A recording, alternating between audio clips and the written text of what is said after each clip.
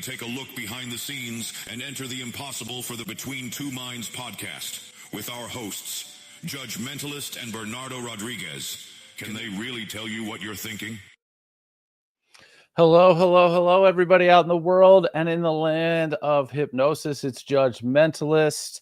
It's just me on the screen, so that means, yet again, we are interviewing and previewing a 2025 Michigan International Hypnosis Conference talk. And this one here, boy, oh boy, you are in for a treat if you come and see my interview guest at the Michigan Conference and just spend some time talking to him, because we've talked in many of these episodes about how the Michigan Conference is really one that not only has clinical practitioners, stage performers, and it really blurs and works to erase those lines between the two.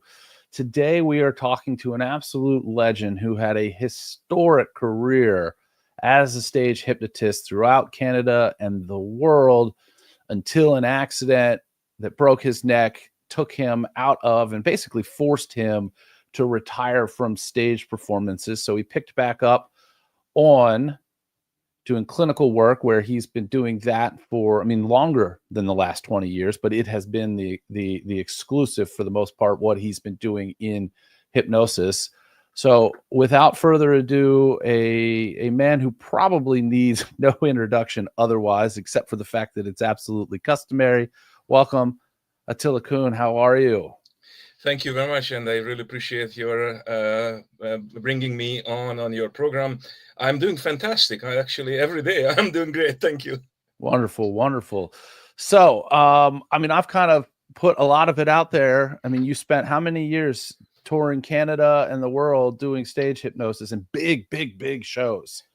In 1991, when I stumbled upon stage hypnotism, I met Peter Levine. I was doing actually that time a magic show. I'm also a magician by trade.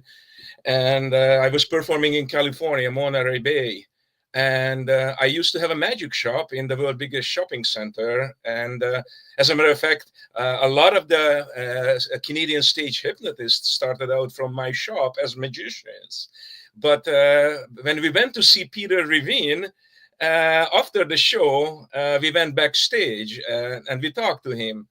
And he said one sentence. He says, yeah, you can learn this. There are books he recommended. And he says, but don't believe that you're some kind of a healer. And actually, that's put the bug in me. I said, what do you mean with this thing you can heal? And of course, the next thing is I'm renting books from the library, medical hypnosis. I found a school in Alberta, Sherwood Park. And I took trainings, finished all the trainings what we could.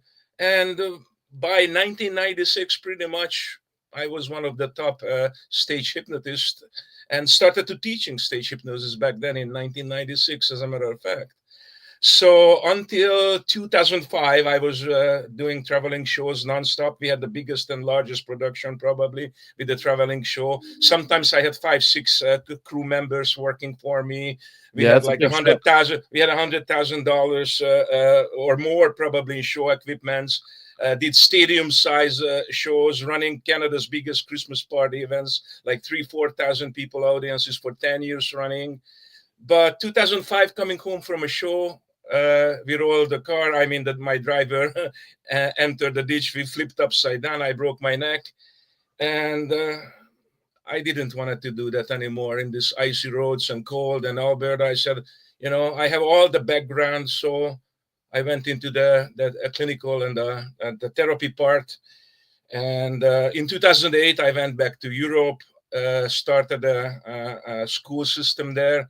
I invited Gil Boyne. I was also trained by Gil Boyne person. As a matter of fact, Gil Boyne did his very last masterclass with me in Budapest, Hungary, before he passed away. So I have now 3 different instructors teaching some of my courses in Hungary. I have 11 courses in 2 languages. And the newest one that I just released, actually, which is going to be in September. It's a couples therapy consultant. It's an 800 pages manual, a 1-week course. Yeah, that's huge. It's an amazing course. In the meanwhile, I earned my psychology degree. And as of yesterday, I just finished my final course on my PhD degree. So I started my survey on it as well. You might have already seen I'm posting it. I'm looking for therapists to fill up my surveys. And I'm going to do my PhD, my doctorate actually, on post-hypnotic suggestion and how they work and whether even it's working or not. Fantastic. Will you be talking any about that? I don't want to quite get to it yet, but is there going to be any talk about that when we get to the conference? Or are you going to be looking to connect with therapists for the survey at the conference? Probably I will just have maybe a little business card or something like a little flyer brochure or something like that to hand out. So with the link they can enter.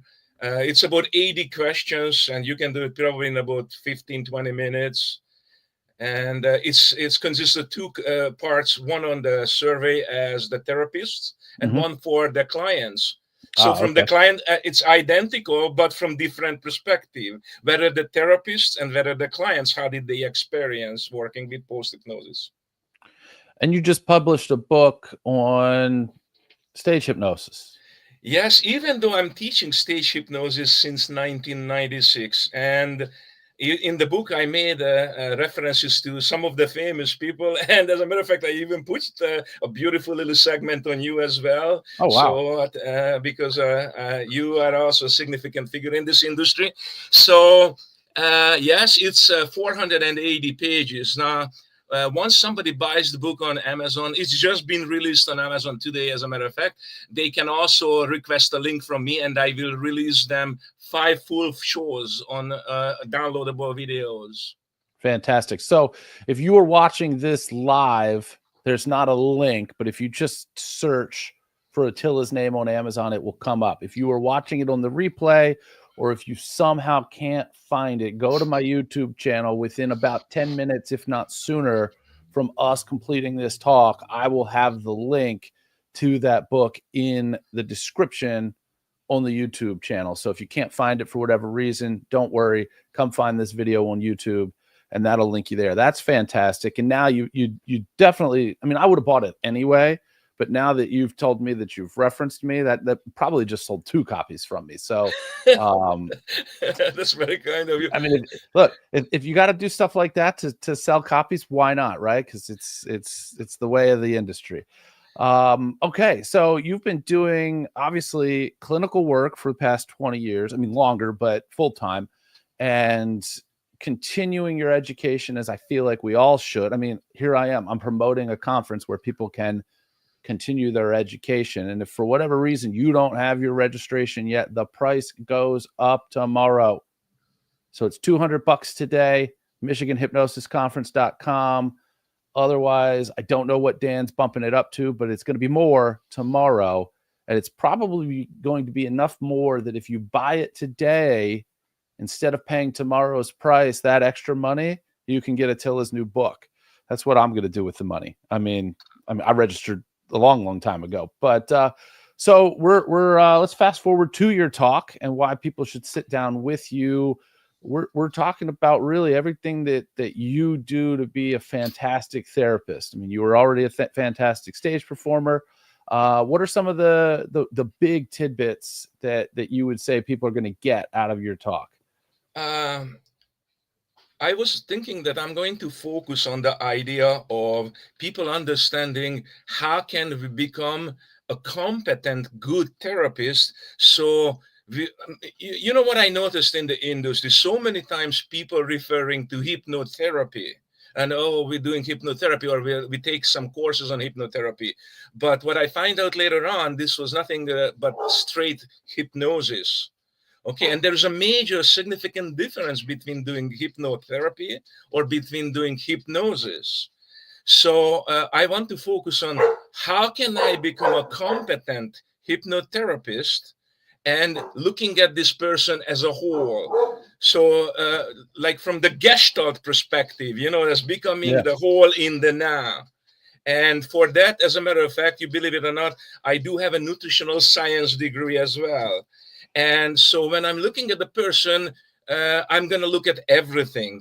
I'm going to analyze their lifestyle. I'm going to looking at their lifestyle choices. I'm going to look at their history and background, family background, mother, father, possible transgenerational issues, everything we're going to looking at it. So I spend sometimes 2 or 3 sessions in the interview stage before I reach I'm going to become a competent therapist for them. And by that time, when I recommend the form of therapy I recommend, I go for 100%. I don't charge. I don't do business until I make sure I deserve the money for it. Right. Yeah. I mean, that's obviously people are coming to you or to others for actual help. And it just, my primary business before I got into hypnosis and started doing this, and still what I do pretty much full time during the day, I'm an attorney. We handle cases for people where we don't get paid a dime until we've resolved that to our client satisfaction. So I get paid at the end. So I personally, I'm accustomed to that philosophy. So I have been ingrained in a long and very successful career that, to me, why would it be any other way? So Look, I'm looking at like this. So here's a person. Now, I'm not going to jump on right away, boogie boogie, look in my eyes, and your arm is lifting and all of those. No, I want to know everything about you. What possibly happened to this person since birth or since whatever it is before their personality developed. And then I have an adequate idea of what am I dealing with. Now, you know what happens most of the time? So many times people who come for therapy, then we find out the person who they have issues with already passed away. So now I have to shift completely in the therapy field because now I have to do first grief. Because most people who lost their loved ones, they have never really went through a proper grieving. right. Yeah. You know what I mean? For So sure. now, it's everything depends on what comes out of this person.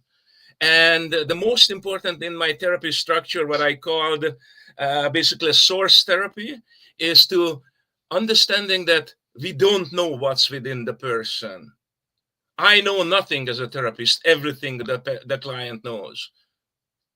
So I Well, not don't lead only, my clients. I mean, this is got a lot of layered benefits to it as well, because not only are you getting a more complete picture to be able to work with this person, but the amount of trust that has to happen for them to share all of this with you, you've got them into such a position of rapport that when it's time to actually get in there and do the work, they're going to be very quickly, I would imagine, right where you need them to be, because you've already built all of that requisite trust that you need to get them to the point where they're going to really open up to the change work. So it's not just getting all of the information. That, of course, that's important, but also you're really setting the table for really, really deep success here, which is fantastic. The most beautiful thing is actually a couple of days ago, I just opened my email and you received money from PayPal. And I'm like,